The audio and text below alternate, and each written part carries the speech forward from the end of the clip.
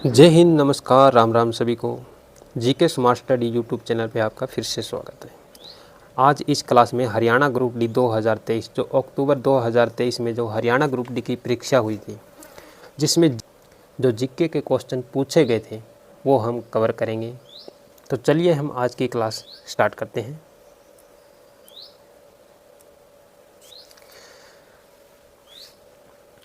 दो 2023 group D का जो पेपर था उसमें हरियाणा जीके के जो क्वेश्चन पूछे गए थे वो हम कंप्लीट इस क्लास में कवर करेंगे, क्योंकि कई बार ऐसा होता है कि पिछले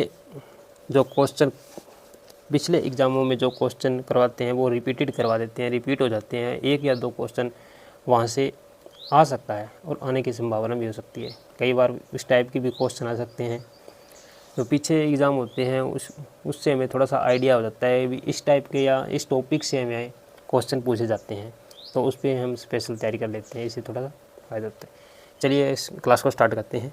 जो सबसे पहला क्वेश्चन पूछा गया था हरियाणा जीके का 2023 ग्रुप डी के एग्ज़ाम में, क्वेश्चन है प्रत्येक माह का कौन सा दिन तिथि भोजन बेटी के जन्मदिन स्कूल में अभिनंदन के रूप में मनाया जाता है। तो इस क्वेश्चन का राइट आंसर हो जाएगा ऑप्शन 4, पहला मंगलवार।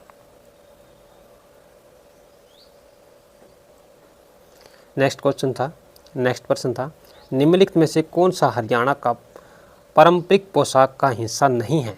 इसमें नहीं पूछा है, नहीं है, तो इसका राइट आंसर हो जाएगा ऑप्शन 3, चोनरो। ये हमारा हरियाणा का पारंपरिक पोशाक नहीं है, चोनरो। अगला प्रश्न, सकल राज्य घरेलू उत्पाद जीएसडीपी के बारे में निम्नलिखित कथनों पर विचार कीजिए। तो कथन ए, हरियाणा की जीएसडीपी कर्नाटक के जीएसडीपी से अधिक है। कथन बी है, महाराष्ट्र का जीएसडीपी हरियाणा के जीएसडीपी से अधिक है। तो इस क्वेश्चन का राइट आंसर ऑप्शन ए हो जाएगा, केवल बी सही है। जो महाराष्ट्र का जीएसडीपी हरियाणा के जीएसडीपी से अधिक है। तो इसका राइट आंसर ऑप्शन ए, केवल बी हो जाएगा। बी कथन है वो बिल्कुल सही है।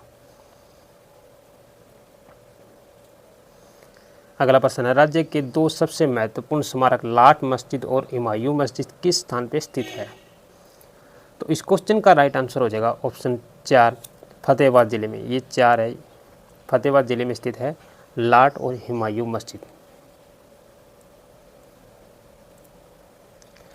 अगला प्रश्न है, मोतीलाल नेहरू खेल विश्वविद्यालय के संबंध में निम्नलिखित कथनों पर विचार कीजिए। पिछले 2023 ग्रुप डी अक्टूबर में जो ग्रुप डी की परीक्षा हुई थी उसमें कम से कम 4 या 5 क्वेश्चन कथन या स्टेटमेंट वाले क्वेश्चन पूछे गए थे। तो हो सकता है अब की बार जो 2026 में ग्रुप डी का एग्ज़ाम हो उसमें स्टेटमेंट वाले क्वेश्चन अधिक भी पूछे जा सकते हैं, कम भी पूछे जा सकते हैं, कुछ नहीं कह सकते, लेकिन हमें कुछ इस तरह का एक आइडिया हो जाता है भी अगर पिछली ग्रुप डी के एग्ज़ाम में जो स्टेटमेंट वाले क्वेश्चन पूछे गए थे तो इस बार भी पूछे जाने की ज़्यादा संभावना हो सकती है। तो मैं नेक्स्ट जो भी वीडियो लेके आऊँगा वो स्टेटमेंट वाले लेके आऊँगा, ताकि आपको उससे ज़्यादा से ज़्यादा सहायता मिल सके, आपकी हेल्प हो सके। तो कथन ए है, राय सोनीपत में स्थित है, यह CBSI से संबंध में है। तो इसका राइट आंसर ऑप्शन 2 हो जाएगा। ये दोनों कथन बिल्कुल सही है। अगला प्रश्न है, निम्नलिखित में से हरियाणा का कौन सा जिला पंजाब और राजस्थान के साथ सीमा साझा करता है। तो इसका राइट आंसर ऑप्शन 3 हो जाएगा, सिरसा जिला है जो हरियाणा के राजस्थान और पंजाब के साथ सीमा साझा करता है। अगला प्रश्न है, हरियाणा राज्य की एक राज्य योजना विधवा पेंशन के बारे में निम्नलिखित कथनों पर विचार कीजिए। तो कथन ए है, 21 वर्ष या इससे अधिक आयु की महिला पात्र हैं। कथन बी है, इसमें 1800 प्रति माह भत्ता दिया जाता है। तो इस क्वेश्चन का भी राइट आंसर ऑप्शन ए हो जाएगा, केवल बी कथन है वो बिल्कुल राइट है। अगला प्रश्न है, निम्न में से कौन सा हरियाणा का नृत्य रूप नहीं है। इसमें भी नहीं पूछ रखे, भी नृत्य रूप नहीं है। तो इसका राइट आंसर ऑप्शन 4 हो जाएगा, तालझड़ी। ऑप्शन 4 राइट हो जाएगा।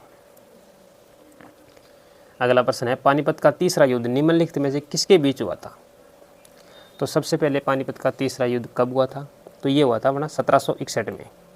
और ये किसके बीच हुआ था, अहमद शाह अब्दाली और मराठों के बीच हुआ था पानीपत का तीसरा युद्ध। ऑप्शन ए बिल्कुल राइट है। अगला प्रश्न है वीर शिकारगढ़ वन्य जीव अभयारण्य कहाँ अवस्थित है। इस क्वेश्चन का राइट आंसर है ऑप्शन 2 पंचकुला जिले में। वीर शिकारगढ़ वन्य जीव अभयारण्य पंचकुला जिले में स्थित है।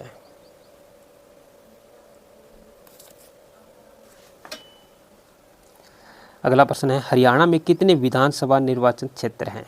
इसका राइट आंसर ऑप्शन ए हो जाएगा 90 विधानसभा की सीटें हैं। अगला प्रश्न है निम्नलिखित कथनों पर विचार कीजिए। कथन ए है मैसानी बैराज रेवाड़ी में जिले में है, कौशल्या बांध पिंजौर जिले में स्थित है। तो इसका राइट आंसर हो जाएगा ऑप्शन 2 ए और बी दोनों कथन बिल्कुल राइट है। अगला प्रश्न है चिंकारा प्रजनन केंद्र कहाँ अवस्थित है। इस क्वेश्चन का राइट आंसर ऑप्शन 3 हो जाएगा केरू भिवानी में। चिंकारा प्रजनन केंद्र केरू भिवानी में स्थित है। अगला प्रश्न है उस जगह की पहचान कीजिए जहां गुरु गोविंद सिंह पहाड़ी राजाओं के साथ 52 दिन रुके थे। इस क्वेश्चन का राइट आंसर हो जाएगा ऑप्शन 4 गुरुद्वारा कपाल मोचन। यहाँ गुरु गोविंद सिंह 52 दिन रुके थे। अगला प्रश्न है हरियाणा की ग्रामीण जनसंख्या राज्य की कुल जनसंख्या का लगभग कितने प्रतिशत है। तो इसका राइट आंसर ऑप्शन 4 हो जाएगा 65%। ग्रामीण जो जनसंख्या है 65% है और शहरी जो जनसंख्या है वो 35%।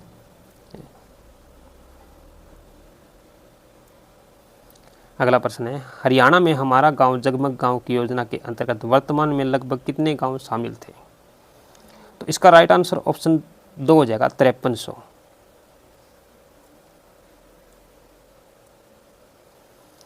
अगला प्रश्न है निम्नलिखित में से कौन सा स्थान भारतीय महिला हॉकी खिलाड़ियों के लिए जाना जाता है।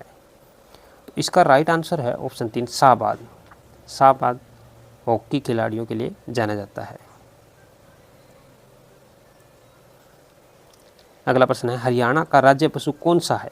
इसका राइट आंसर ऑप्शन 4 हो जाएगा काला हिरण।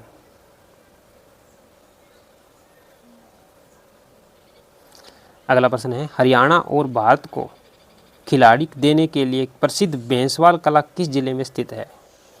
तो इसका राइट आंसर हो जाएगा ऑप्शन 3 सोनीपत जिले में। जो भैंसवाल कला है वो सोनीपत जिले में स्थित है।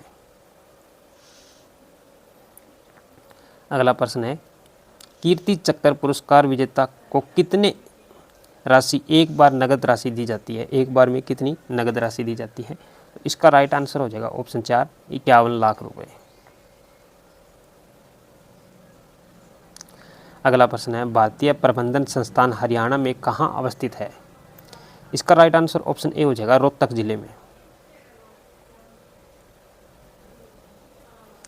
अगला प्रश्न है निम्नलिखित में से कौन सा हरियाणा की नहर नेटवर्क प्रणाली में नहीं है। तो इसका राइट आंसर हो जाएगा ऑप्शन 3 सिंधु प्रणाली। अगला प्रश्न है निम्नलिखित में से कौन सा संघ लोक सेवा आयोग के पूर्व सदस्यों में से हरियाणा काडर के भारतीय प्रशासनिक सेवा के अधिकारी थे। इसका राइट आंसर है option A SK Mishra. Option A right हो जाएगा। ये संघ लोक सेवा आयोग का मतलब है UPSC। तो ऑप्शन ए राइट हो जाएगा SK मिश्रा। अगला प्रश्न है भारत की पर्यावरण रिपोर्ट 2022 के अनुसार सतत विकास लक्ष्य SDG 2030 हासिल करने के लिए हरियाणा का कौन सा स्थान है। तो इसका राइट आंसर ऑप्शन 2 हो जाएगा 6वां स्थान। अगला प्रश्न है हरियाणा किस वर्ष पूर्ण राज्य बना। तो इसका राइट आंसर ऑप्शन हो जाएगा 1966 को। उस समय हरियाणा की जिलों की संख्या थी वो 7 थी। हेलो फ्रेंड्स, आपको ये वीडियो कैसी लगी कमेंट बॉक्स में ज़रूर बताना और अगर चैनल पर आप पहली बार तो चैनल को सब्सक्राइब जरूर कर लेना। धन्यवाद। मिलते हैं नेक्स्ट मोस्ट इम्पोर्टेंट क्वेश्चन के साथ। धन्यवाद।